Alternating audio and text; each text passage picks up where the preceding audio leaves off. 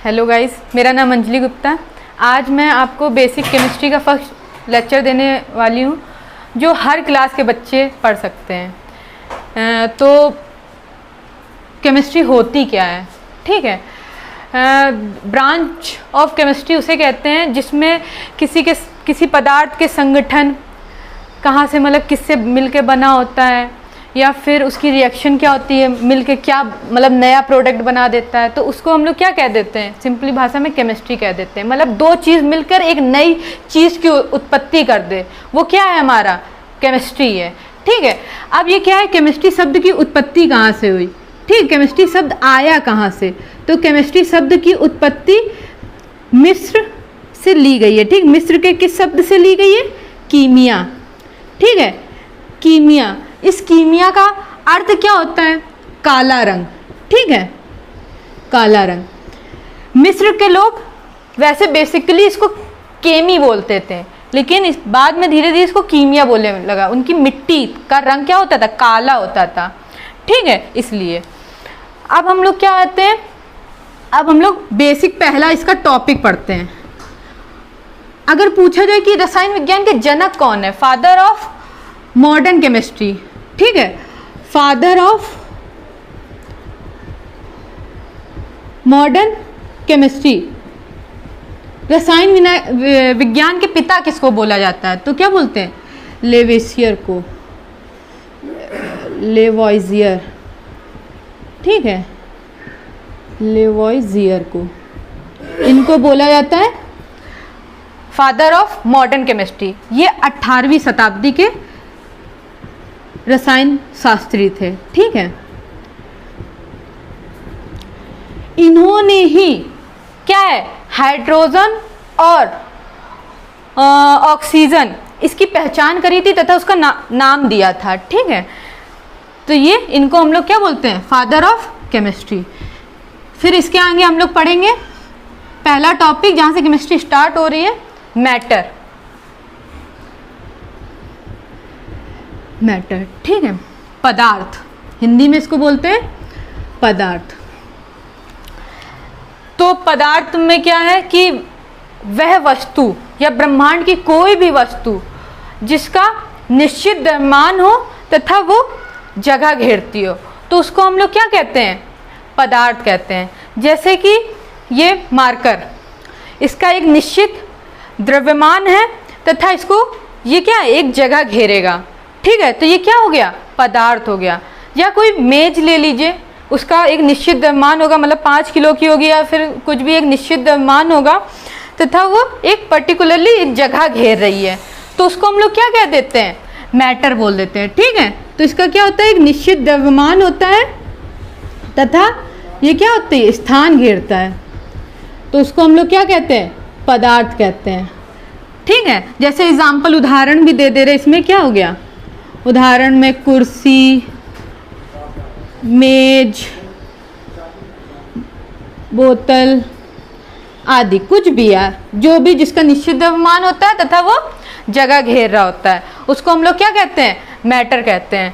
ठीक है, ये मैटर क्या होते हैं? इनकी मैटर की भी एक प्रॉपर्टीज होती है। ये क्या होते हैं? अति सूक्ष्म कणों से मिलके बने होते हैं। ये मैटर क्या होता है? अति सूक्ष्म कणों से मिलके बने होते हैं। अब जैसे इंसान की उत्पत्ति हुई है, तो क्या नॉर्मल स्किन आ गई? नहीं, छोटे छोटे टिश्यू उत्तक क्यों होते हैं? वो एक दूसरे इतने टाइटली आकर्षण बल की तरह जुड़े हुए हैं, जिससे क्या होता है? एक स्किन का निर्माण होता है। तो हमारा शरीर भी क्या है? एक मैटर का है, बना है।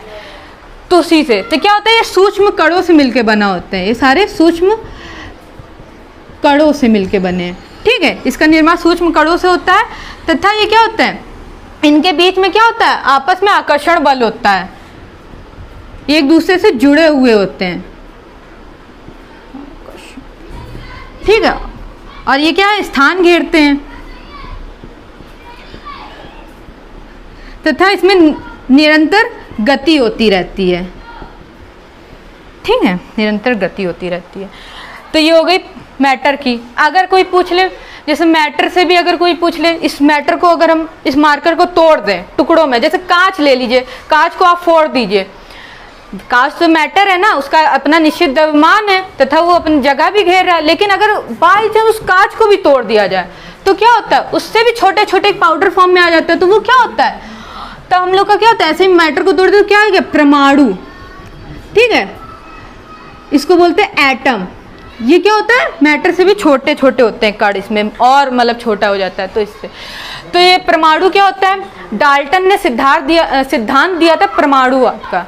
उसमें कहा था कि इस परमाणु को, ये परमाणु छोटे छोटे कणों से मिलकर बना होता है तथा इसको अविभाजित नहीं किया जा सकता है। लेकिन अब क्या है कि इस परमाणु मतलब आइटम को भी हम लोग क्या कर सकते हैं, और विभाजित कर सकते हैं। अब ये क्या हो गया, विभाज्य हो सकता है। किसमें, आपको पता होगा, इलेक्ट्रॉन, प्रोटॉन और न्यूट्रॉन। ठीक है, ये आपने पढ़ा होगा। फिर अब क्या है, ये इलेक्ट्रॉन, प्रोटॉन, न्यूट्रॉन कहाँ से आए। ठीक है, इनको भी क्या होता है, इनका भी एक स्वरूप होता है। ये क्या है, ये गॉड पार्टिकल से आए, जिसको हम लोग हिंदी में बोलते हैं क्वार्क। ठीक है, ये क्वार्क मिलते हैं तो क्या होता है, इलेक्ट्रॉन, प्रोटॉन, न्यूट्रॉन बनते हैं। फिर ये इलेक्ट्रॉन, प्रोटॉन, न्यूट्रॉन रिएक्शन करते हैं तो आइटम बनाते हैं। एटम आपस में रिएक्ट करते हैं तो क्या होता है, मैटर। मतलब उससे हम लोग क्या बनाते हैं, मैटर, धातु में कांच वाच कुछ भी बनाते हैं। ठीक है, तो इतना आपको समझ में आया होगा। फिर अब हम इसकी क्या, इसकी अवस्थाएं पढ़ेंगे कि पदार्थ की कितनी अवस्थाएं होती हैं। ठीक है, state of matter.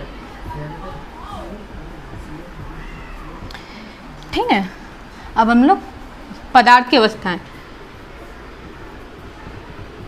State of matter, पदार्थ की कितनी अवस्थाएं हैं। तो प्रेजेंट टाइम में अब क्या, आजकल क्या में 5 अवस्थाएं हम लोग को पता चल गई हैं। पहली कौन सी, सॉलिड, दूसरी लिक्विड, तीसरी गैस, चौथी प्लाज्मा, पांचवी बोस आइंस्टीन कंडेंसेट। ठीक है, इसको हिंदी में भी लिख दे रहे हैं, ठोस, द्रव, गैस, प्लाज्मा और बोस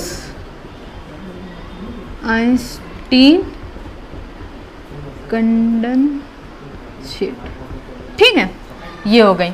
अब हम इसके विषय में विस्तार से चर्चा करेंगे। ठीक है, तो सॉलिड क्या होता है, सॉलिड वो होता है जिसका आकार और आयतन क्या हो, निश्चित हो, तो उसको हम लोग क्या कहते हैं, सॉलिड कहते हैं। जैसे कि ये मार्कर, इसका क्या, एक आकार निश्चित है और क्या है, इसका आकार निश्चित और आयतन भी निश्चित है। मान लो ये 2 ग्राम का होगा तो इसका आयतन भी निश्चित हो गया।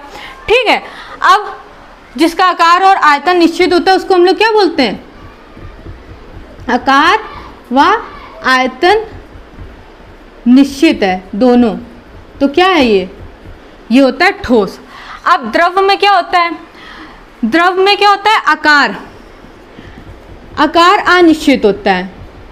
कैसे, आकार कैसे अनिश्चित होता है, जैसे कि आप इसको बॉटल में डाल देंगे तो ये बॉटल के शेप की हो जाएगी, आप इसको गिलास में डाल देंगे तो गिलास के शेप में हो जाएगी। मतलब इसका कोई निश्चित शेप नहीं है, आकार नहीं है। इसको जिस पात्र में डाल देंगे वो उस पात्र की हो जाएगी, तो इसका आकार अनिश्चित है। लेकिन इसका आयतन क्या होता है, निश्चित होता है।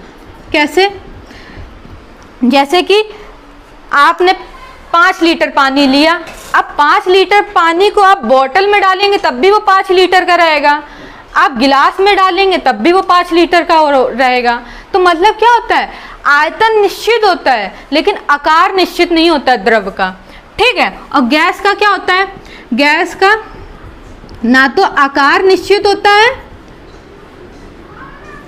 ना तो आकार निश्चित होता है, ये भी अनिश्चित होता है, और आयतन भी अनिश्चित होता है।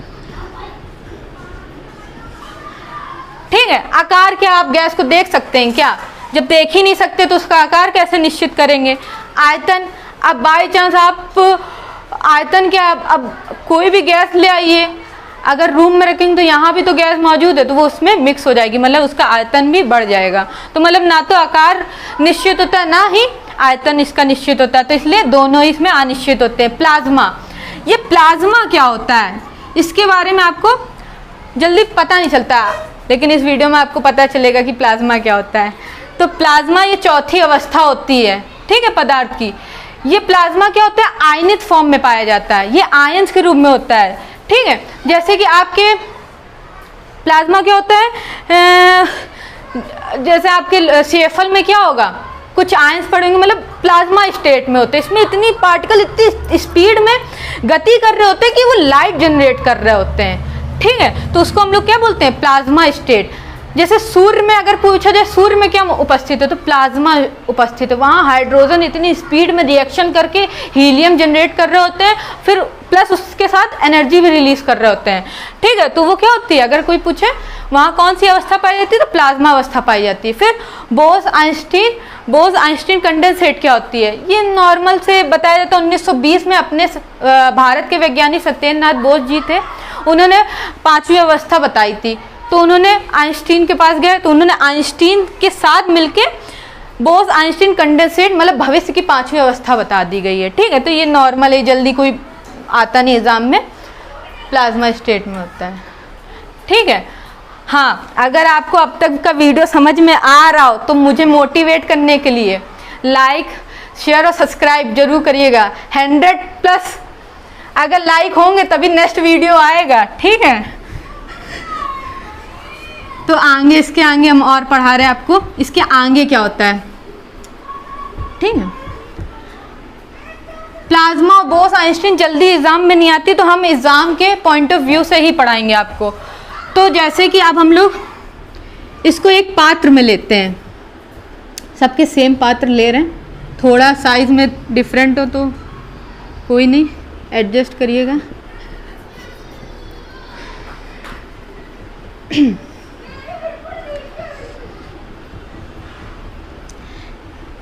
ठीक है, ये पार्टिकल्स हैं कुछ, ये सॉलिड, इसको सॉलिड, ये लिक्विड और ये गैस।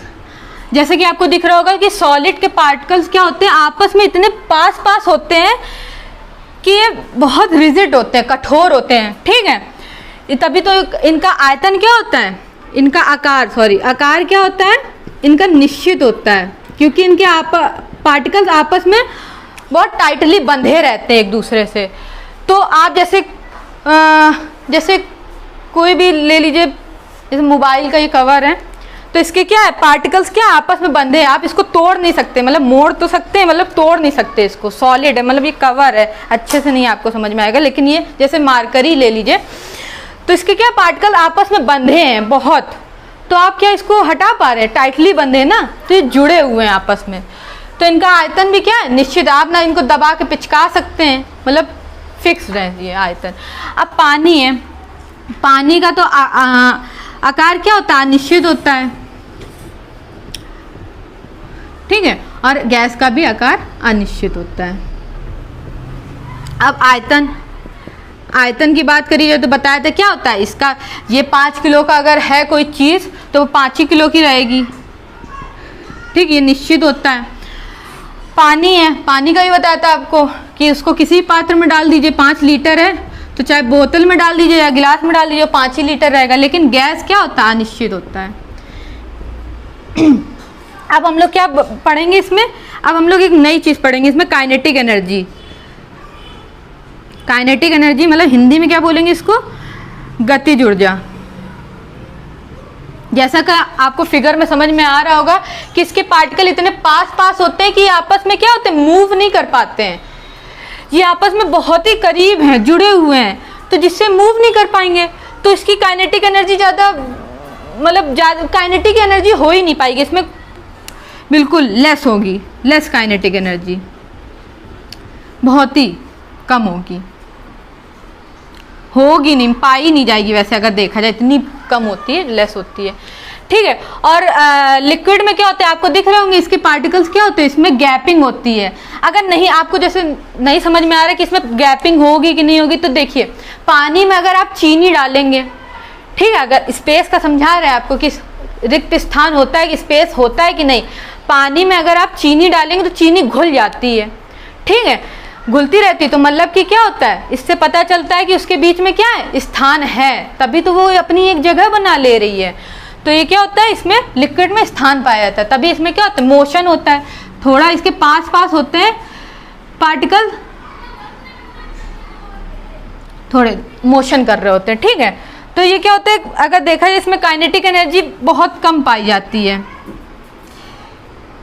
ठीक है, ऐसे मान लीजिए इसमें कम पाई जाती है, ठीक। सबसे ज़्यादा किसमें पाई जाती है, लेकिन इसमें काइनेटिक एनर्जी होती है, इस सबसे ज़्यादा किसमें, गैस में पाई जाती है। इसके पार्टिकल इतनी तेज़ी से मोशन कर रहे होते हैं कि हम लोग को दिखा ही नहीं देते हैं, ठीक है। तो सबसे ज़्यादा किसमें काइनेटिक एनर्जी होती है, सबसे ज़्यादा काइनेटिक एनर्जी गैस में पाई जाती है, फिर सेकंड लिक्विड में पाई जाती है, और थर्ड इसमें सॉलिड में, ठीक है। अब जैसे सॉलिड में कई लोग अपवाद करेंगे, सॉलिड में कैसे दीदी मतलब होगा ये, तो सॉलिड में क्या होगा, आपका फ़ोन वाइब्रेट तो करता है ना, तो मतलब एक प्रकार से मोशन ही हो रहा होता है, काइनेटिक एनर्जी हो रही होती है, ठीक है। अब इसमें क्या है, इंटरमोलिकुलर, अगर कोई पार्टिकल अंतरा आणविक बल के बारे में पूछे कि सबसे ज़्यादा किसमें पाया जाता है अंतरा आणविक बल, और सबसे कम किसमें पाया जाता है, तो अंतरा आणविक बल क्या होता है, अंतरा आणविक बल, इसको इंग्लिश में बोलते हैं इंटर पार्टिकल फोर्स। तो आपको दिख रहा होगा अंतरा आणविक बल किसके हैं, जो टाइटली जुड़े हों आपस में, मतलब बिल्कुल घुसे हों, उसी में तो आकर्षण बल ज़्यादा होगा। आपको दिख रहा होगा सॉलिड के पार्टिकल क्या है, एक दूसरे में इतने ज़्यादा अटैच है कि इनके बीच में स्थान ही नहीं है। तो सबसे ज़्यादा किसमें अंतरा आणविक बल पाए जाएंगे, तो सॉलिड में सबसे ज़्यादा पाया जाता है। फिर उसके बाद किसमें पाया जाता है, लिक्विड में। देखिए कंपेयर करिए तो लिक्विड के पार्टिकल क्या होते हैं, इससे थोड़े से होते हैं, कम होते हैं मतलब। फिर सबसे कम किसमें पाया जाता है अंतरा आणविक फोर्स, इंटरमोलिकुलर पर सबसे कम इसमें, क्योंकि इसमें कोई फोर्स ही नहीं लग रहा है, ये अलग इधर उधर जिगजैग मोशन में घूम रहे होते हैं। फिर इसके बाद एक और आता है, क्या होता है, पार्टिकल हो गया। अगर कोई पूछे स्पेस, अंतरा आणविक डिस्टेंस या फिर दूरी पूछ ले, कोई अंतरा आणविक स्थान पूछे, कुछ भी बोल सकते हैं, इंग्लिश में सिनोनियम्स बहुत होते हैं। तो अंतरा आणविक स्पेस, तो आपको दिख रहा होगा सबसे ज़्यादा स्पेस किसमें पाया जाता है, सबसे ज़्यादा स्पेस किसमें आपको दिख रहा होगा, गैस में। तो गैस में सबसे ज़्यादा होता है स्थान खाली, फिर लिक्विड में, फिर सॉलिड में तो होता ही नहीं होती। तो ये सब होता है, ठीक है। फिर मोहित, फिर इसके बाद ठीक है, आज के लिए आपके लिए इतना ही ठीक है। फिर इसके आगे और कंटिन्यू करेंगे। अगर आपको चैनल या फिर ये वीडियो ज़्यादा समझ में आया है तो प्लीज़ ज़्यादा से ज़्यादा लाइक कीजिए, ये इससे पैसे नहीं मिल रहे हैं, सिर्फ मोटिवेशन के लिए, ठीक है। अगला वीडियो लाने के लिए प्लीज़ ज़्यादा से ज़्यादा करिएगा।